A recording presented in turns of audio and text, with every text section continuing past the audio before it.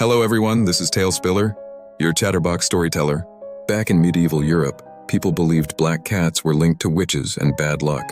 Today I'm going to share Edgar Allan Poe's chilling story, The Black Cat. If you're hearing my voice right now, then by tomorrow, I won't belong to this world. My neck will be tied to the gallows, swinging as the crowd jeers. But I am not a monster. At least I wasn't born one. I used to be kind, warm, incapable of harming even the smallest creature. I loved animals. My home was always full of life. Dogs wagging their tails, birds singing, rabbits hopping on my wife's lap. And then there was Pluto, the black cat. He wasn't just a pet. He was my shadow, my soul, my closest friend. Even in the darkest room, his golden eyes watched me, full of love, never fear or contempt. I was happy, at least until everything changed. Humans are weak. I made a pact with a devil called alcohol. At first it was harmless, a little escape. But it consumed me. My nature twisted, my heart blackened.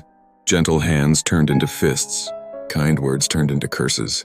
My wife cried, "Why have you changed?" And I came to hate even her tears.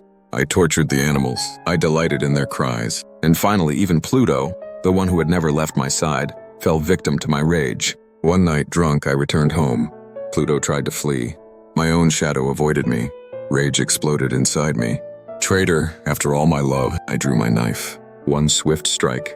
One of Pluto's eyes vanished. His scream still echoes in my mind, the stench of blood still clinging to my hands. When the alcohol wore off, guilt devoured me, but it was too late. Pluto no longer loved me. He feared me. His gaze told me, "I hate you." I couldn't endure it. That cold, hateful stare ignited every ounce of anger in me. At dawn, I took a rope, dragged him to the garden, and hanged him. His last look, a curse. That night, fire consumed my house. Everything turned to ash. But on one charred wall, etched in black, was the image of a cat hanging by its neck. Just a hallucination, a trick of the drink. I shouted, but deep down I knew it was divine judgment. Days later, I found another black cat in a tavern. It was identical to Pluto, except for a faint white patch on its chest. I brought it home, but it was no blessing. It was a curse. The cat was everywhere, on my bed, at my feet, on the stairs, even pressing against my chest. That white patch began to change. At first, just a mark, then a clear image of a gallows. My own executioner branded into its fur. The cat's cries cut like knives. Its eyes burned like fire from hell. I couldn't bear it. One day, as my wife and I went down to the cellar, the cat followed me. Enraged, I grabbed an axe. My wife screamed and tried to stop me.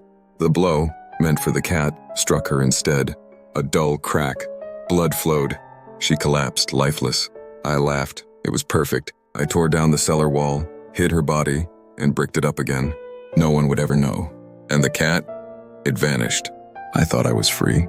I thought I could live again. But when the police came days later, I was calm.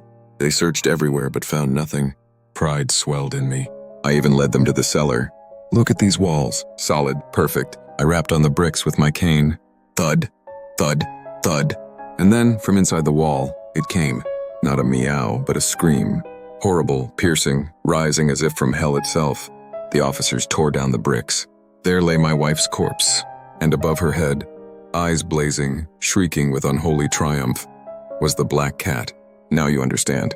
Tomorrow I must hang, but the true executioner is not man. My judge, my sentence, my tormentor, the cursed black cat that revealed my sin. In its eyes, I have already seen hell. Thank you for watching this long tale. And remember, likes and subscriptions are love.